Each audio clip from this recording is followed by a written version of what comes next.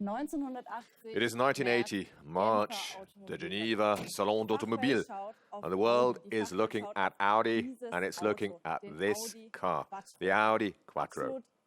It was absolutely revolutionary to have the idea at the time to have all four wheels power, not just like an off-roader. No, this technology was also to be rolled out in a very normal car. Well, a very normal car is this Audi Quattro, of course not, with its 200 PS strong 5-cylinder turbo engine, and for the first time with a permanent all-wheel drive system on board for serial production. The Audi was already then synonymous for Vorsprung durch Technik. How we had the legendary all-wheel drive system fine-tuned over the last 40 years, and what role it plays, and especially the central mid-diff, and how acribic our engineers to this day have been honing the Quattro day in, day out. That is something we will be talking about today in this Tech Talk. And with that, welcome to the Audi Tech Talk Quattro, the success technology.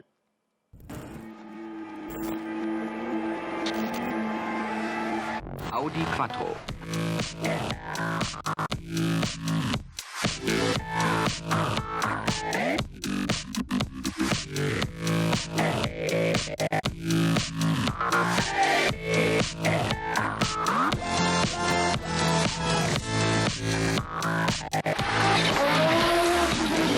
Das ist ja Wahnsinn.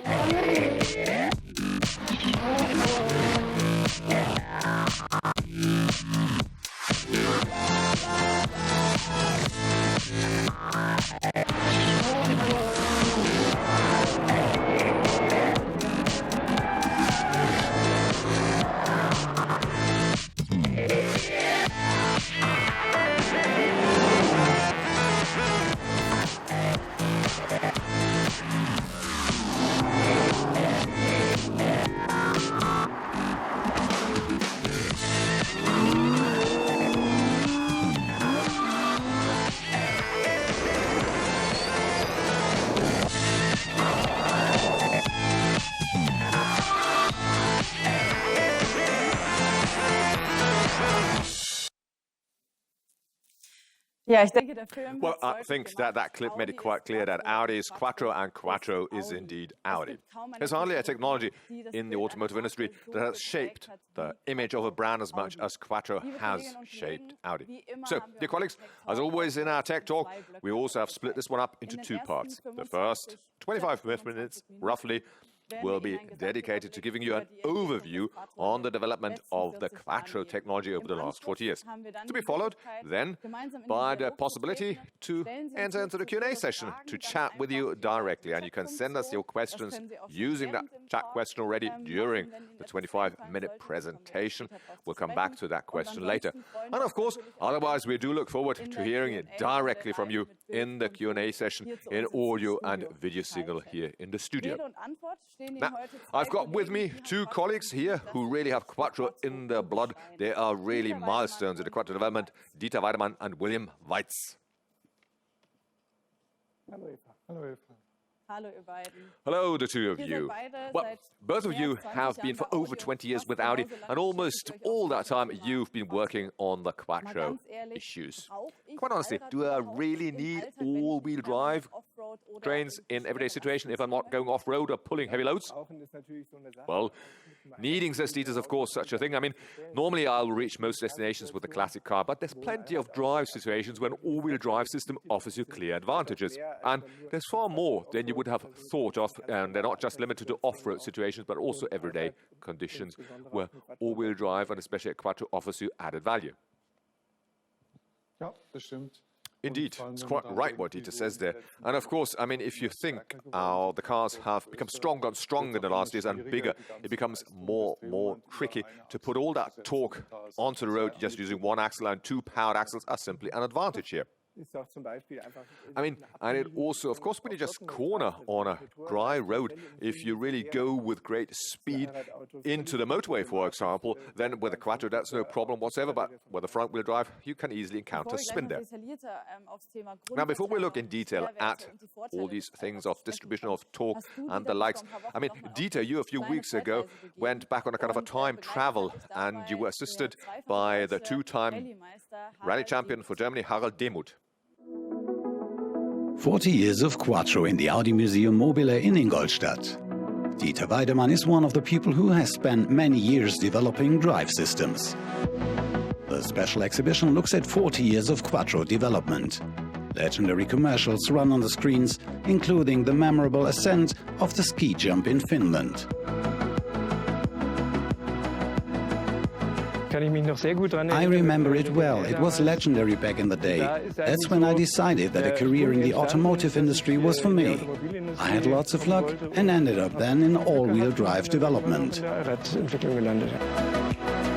2 times rally champion Harald Demuth sat in the Audi 100 CS Quattro back then, missed the ski jump, and the Quattro developer want to experience 40 years of development today.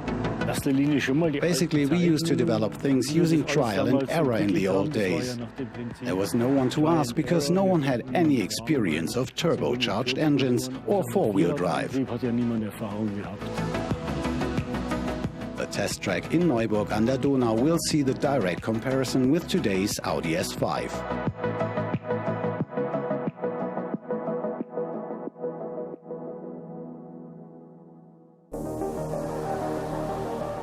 The permanent four-wheel drive with center and rear differential lock, which you could switch between mechanically by hand, was groundbreaking in the 80s Quattro. 200 horsepower was phenomenal back in the day. A Porsche or Ferrari might have been more powerful, but the way in which the Quattro drive put the power on the road, there was nothing like it. You didn't have to meter the acceleration the way you did with other vehicles. You could simply press the accelerator and the car had traction, whatever the situation. That's what still fascinates me even today. The Quattro was constantly improved over the years. In particular, its all-wheel drive system was fine-tuned with a self-locking center differential in 1986. The basic torque split remained 50-50. Inside the center differential on a modern-day Audi S5, the torque split is intentionally unequal. And a few years ago we switched to a different basic split, moving more towards 40-60. This here is a one-to-one original center differential that we fitted in the S5. You can see just how small it actually is, and that the gears inside transfer the entire torque for both axles. This makes the traction even better and redistributes the power and the torque efficiently and homogeneously. Cornering becomes even more precise and more dynamic. 40 years of successful all-wheel drive development, from the original Quattro to the present day.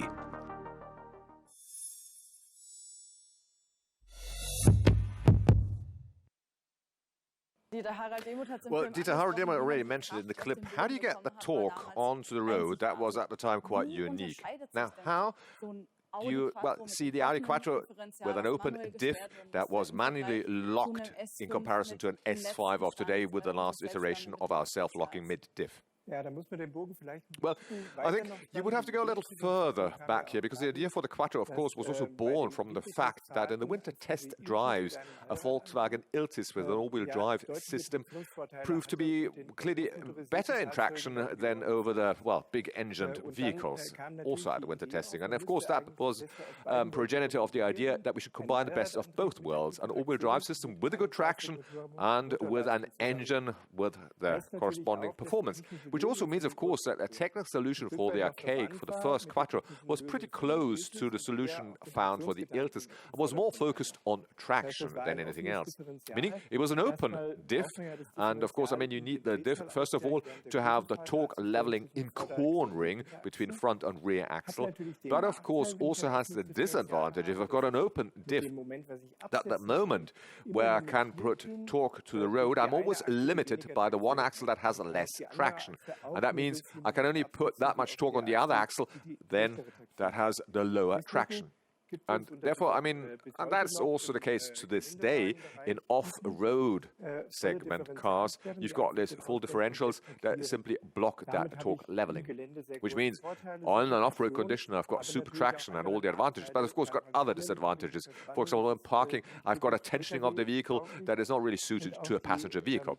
And also the brake control systems that started in the 80s were not compatible with a fully locking mid-diff. And so, as of the middle of the 80s, one started to come up with different technical solutions. That is the self-locking mid-diffs. And you see these mid-diffs here, for example, the self-locking one, that's actually one of the first ones, the torsion type A. They have a kind of an internal blocking mechanism. Now, what they all have in common is that the transfer of the torque is done by the helix gearing into axial forces, and with that you have a friction created inside the mid-diff. And so this is how I can bring traction to the axle with a better traction than to the one with a lower traction, which means traction improves, but at the same time I also have this leveling effect in the diff, which means in cornering I also can actually go round the bend without having the car tensioning up. And so over the course of time, the self-locking mid-diffs have seen iterations of improvements. The torsion A, focus was very much still on traction, and then as you see here with the torsion B, the focus was more on making sure that the tensioning during cornering was to be reduced. In torsion type C, that was actually the first solution where we had a 40-60 torque split, the basic torque split, that was more geared towards drive dynamics, and with torsion CSM that we have at the moment in serial car production, that's really a combination of all of it, a super traction, great drive dynamics, and at the same time, as you see here, a very compact and small build. So that if you take a look at these four, we've really cut the weight, we've saved a lot of weight by the use of special materials, and have really, well, achieved quite a bit of efficiency with that. William, speaking quite generally, what's the characteristic features that an Audi with a Quattro powertrain shall always bring or show? Well, speaking quite generally, it should simply be easy to drive. Every customer, also those who are not, so to say, rally drivers, should feel comfortable in the winter on snow and on ice. So the car should not have too much understeer, it should not have too much oversteer, and if it ever should oversteer gently, that shall feel comfortable and should be a gradual oversteering so that a customer can actually react. Now, Dieter just said, up until about 2005, you had the 50-50 torque split between front and rear axle, so equal torque going to the front and to the rear axle. How did you come to actually take that step to a 40-60 torque split? Answer, well, with a 50-50 torque split, there's a bit of a disadvantage that you need to consider. If you accelerate in the corner, you never quite exactly know, is the car going to understeer or is it going to oversteer? And when you have a torque split that's quite clear, that is a little less at the front, a little more at the back here, then the consequence is that the car always has a very neutral or a slightly oversteering reaction, which on snow and ice is simply the much better drive behavior. And for the customer then, predictable, indeed, very predictable and easy to drive for the driver or the customer. With the old system, of course, if you had a bit of exercise, you could get used to it, so that it also was predictable, but this is, I mean, only for customers who are not so often on snow and ice. Dieter, let's go back to the component level. How did you achieve that basic torque split of 40-60? Well, I can show you this here by the mid-diff that we currently have in the S5, how that basic torque split is achieved. Now, what you see here is a 3D cutaway model, and if you look at it from the front here, that's what it would look like. So, we've got a power shaft that propels here the mid-diff, that's the power direction.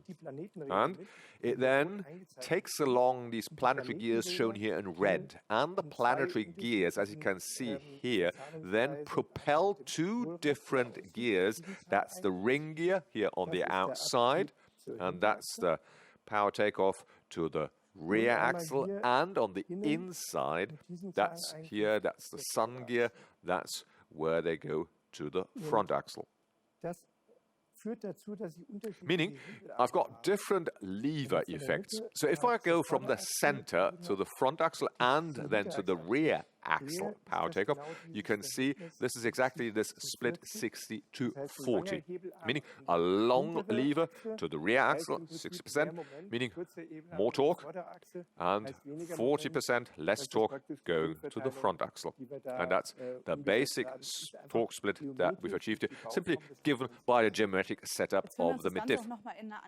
And we can also have a look at this in a technical animation that should make this even clearer yet. Yes, indeed. Here you can see the basic distribution is just one element, the 60-40 torque split, and this is really only, well, applicable if both axles go at the same speed. The moment that one axle has less traction on the road, then that torque instantly will be shifted to the other axle with more traction on the road. So up to 70% can go to the front axle, and up to 85% of torque can go to the rear axle. So the 40-60 split is a geometric basic condition, and as William said, means you've got this predictable and reliable behavior that you always know how the car behaves. But of course, in real drive situations, I've got a pretty wide range of torque distribution between front and rear axle. So from theory to practice, it's always a lot of, well, fine-tuning and setup work, isn't it? I mean, that's a huge element of your daily work. And Dieter, you brought some film material from your private stock with you, because you spend a lot of time in Sweden where you test on low-friction surfaces. Maybe you can tell us a little what you do and how you approach this when you go to Sweden. You're quite right. I mean, there's a lot of manual work that we actually do there in Sweden. What we do is, over the course of a year, we have a number of prototypes of new mid-diffs that we develop and that we then build with different friction discs that we then want to test out, or different helix angles that we want to test out. And we take all of this along with us to Sweden to the winter testing. And in these test conditions, we always have two identical cars with us. One of them becomes our referential car, and the other one becomes our test car. And in these cars, we will then install, well, first of all, actually, we drive them with what they have per serial production, with all electronic control systems deactivated, so that we simply have a mechanical reaction from the car, and also during the entire setup work, we keep all these electronic control systems deactivated. And then, in the one car, we keep the serial mid-diff, and in the other one, we then, step by step, work our way through the various prototypes until we come to a point where we say, we now have a vehicle behavior that we actually prefer over the serial mid-diff. Then a new one becomes our referential car, and then we gradually work our way through these various prototypes, and thus in iterations we try to optimize over the course of the days and to get a better drive behavior. When I say we, of course, it's just the two of you, or it's quite a few of you. But William, tell me, what's it like for you at the end of the day? I think, I mean, after you've clocked up miles and miles of testing, are you always fully in agreement, or do you also part company, shall we say, and say, oh, come on, let's sleep over this, and we'll decide what we think on the next day? Well, look, of course, we have plenty of discussions during the course of the day, because, of course, we drive the cars one after the other. So our two cars, we take them on the same track, we change after each lap, and then, of course, there are times where we think, we're not quite in agreement how the car behaves. And then we discuss it. Sometimes we even drive together another lap to make sure that we really are in agreement. But, of course, you often find that also in the cross-country roads that are not just on frozen lakes, but also in rural areas. They can be 20 kilometers in length, and it could well be that a truck or whatever goes ahead of you and, of course, changes the road surface conditions. And then, of course, you probably feel different from what your colleague felt at that same section. So we talk over it for as long until we have an agreement. And when we part company, we are always of one opinion. Yes, you're right. Up to now, we've always managed. Now, in that clip, we saw an A4 saloon. But, of course, that self-locking mid is also used in a Q8. And now, of course, a Q8, from a drive dynamics, it's a big SUV. It's quite different from an A4 mid-segment saloon. So how does this work? That is still much the same behavior.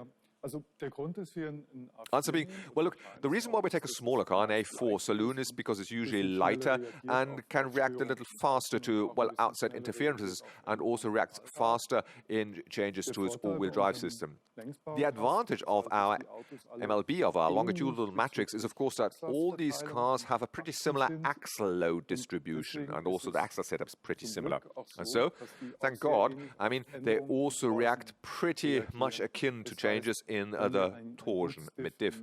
So if we have something in the S5 and then fit it to a Q8 or Q7, it's also a good mid-diff. So we take our two referential cars and also often, well, take that mid-diff, the prototype mid-diff, and put it into an SQ7 or SQ8 that we have with us in Sweden. And always, well, have a kind of iteration fitted to the bigger cars. And the changes we've noticed in the smaller cars often hold equally true for the bigger cars.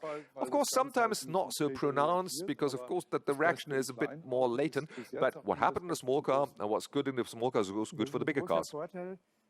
Yes, the big advantage of the mid-diff is, of course, if it's, well, holistically fine-tuned with its kind of locking ratings, if it's a homogeneous unit in itself. And as William said, we find what's very good in the one car is actually also very good and the best in the other car, so we don't have to make any compromises here. Once you've done your testing in Sweden, you take that final state of the mid-diff and test them on high-friction tracks. Here, the Nürburgring is a vitally important area. How important is the Nürburgring actually for you then? Well, look, the Nürburgring is actually important for us because it really puts the entire all-wheel drive system through its paces. Because here, at a very short time, we've got different conditions with great centrifugal forces, lots of longitudinal acceleration, top speeds, top heat development, and here we can really test the entire all-wheel system. For example, the temperatures. How can we handle the temperatures? And of course, also ventilation, lubrication is what it should be. And here we can also reproduce the situation very quickly at shortest possible time and create situations that would normally only appear, well, as a one-off.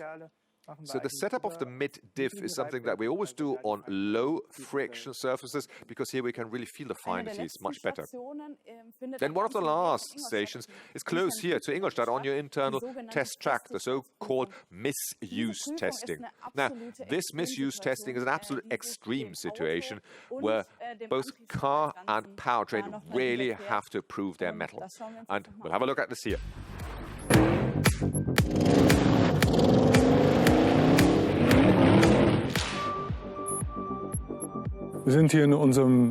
We are here on a climbing hill at our test site where we are recreating extreme situations in which we test the all-wheel drive. Having already carried out the tuning, defined the locking values and done the road testing with regards to handling, we also need to check whether the part also holds up in extreme customer situations. We take the vehicle with the most powerful engine variant, the greatest output and the most torque. We take tires with the largest rims and the least rubber so that it contains few damping elements. We drive in the sharpest drive select mode and disable the ESC completely. Put simply, we always want to cover the absolute worst case scenario in our testing. Therefore, first we measure the weight including the driver, and then we load the car up to the permissible gross vehicle weight. In this case, we have loaded it with 25 sacks weighing 20 kilograms each. So in total we have 500 kilograms plus the driver, meaning that we are absolutely at the limits of what is permissible. Here we have an installation where tiled areas repeatedly alternate with asphalt, with a very high amount of grip. This installation is then watered. That enables us to simulate frequently driving on sheets of ice even during summer operations. We start the test with the rear axle on tiles and the front axle on rough asphalt. And then we perform launch control drives in order to subject the rear axle to the maximum load. It is very heavily loaded and then suddenly comes from the patch of ice onto the asphalt and experiences very high torque peaks accordingly. And if my rear axle is on ice, all of the torque that I need to get this heavy vehicle up the mountain must be distributed over a single axle. This means that the center differential needs to distribute the torque and balance out the rotational speeds with a full engine load all at the same time. Of course, that is an extreme load for this part, but it must be able to do it and must not suffer any damage. To conclude the test, we then drive over the entire patchwork quilt of ice and asphalt with full load acceleration. That results in very heavy impacts throughout the powertrain. But no damage is permissible there either. The benefits to the customer are that their center differential will never go to pieces, and also that the rest of the drive will hold up for 300,000 kilometers or more. The claims for damage from the field are virtually zero and also show that we are right to take this approach. It is simply important to test the parts in extreme situations to ensure that they will also last forever.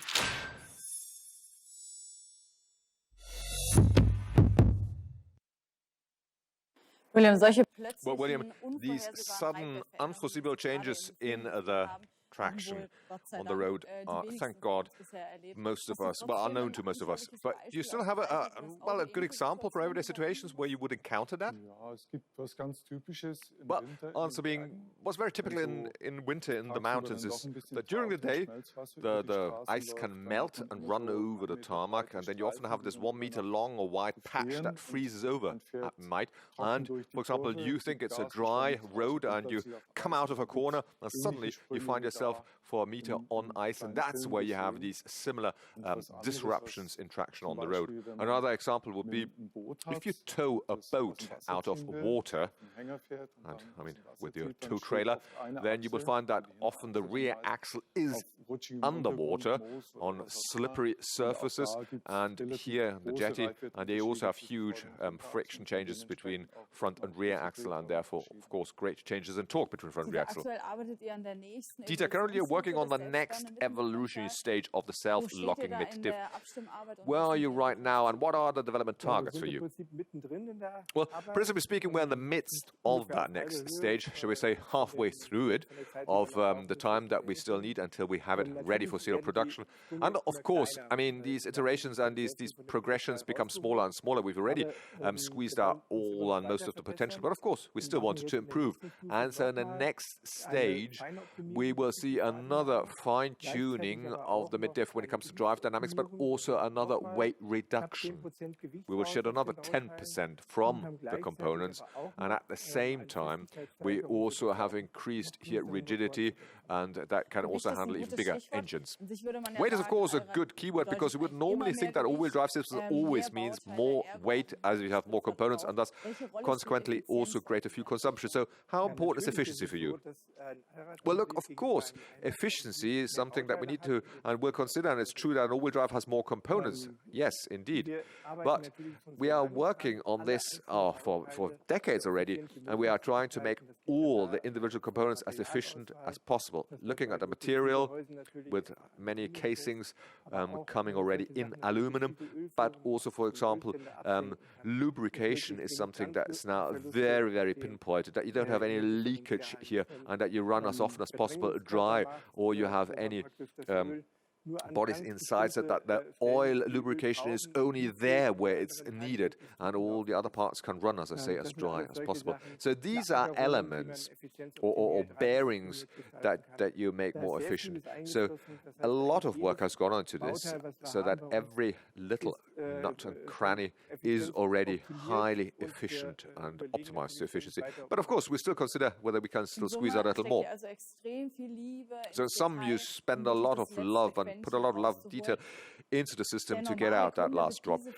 The normal customer will probably hardly notice that, and or can experience it in driving. So what's the key advantage, William, for Quattro? Well, over the years, of course, I mean, these little iterations have amassed to a bigger leap forward. And it's still our objective, of course, that the car should be easy to handle. And it is, of course, becoming more and more fun to drive. It's easy, comfortable, and it's also enjoyable to drive. And that's something customers are noticing. Well, thanks to the two of you, Dieter and William. And I think one thing has become clear. Quattro defines Vorsprung back then, today, and also in the future. From strong traction to enormous drive dynamics, all the way through to the best possible efficiency. And efficiency, by the way, is a good catchword, because we already just teased at that already. This week, we'll drill that efficiency topic a little deeper, because as of tomorrow, we will look at Quattro with ultra technology and with our electric Quattro with the torque vectoring on the rear act. I look forward to maybe seeing and hearing from you again this week. Otherwise, stay healthy and stay tuned. Goodbye.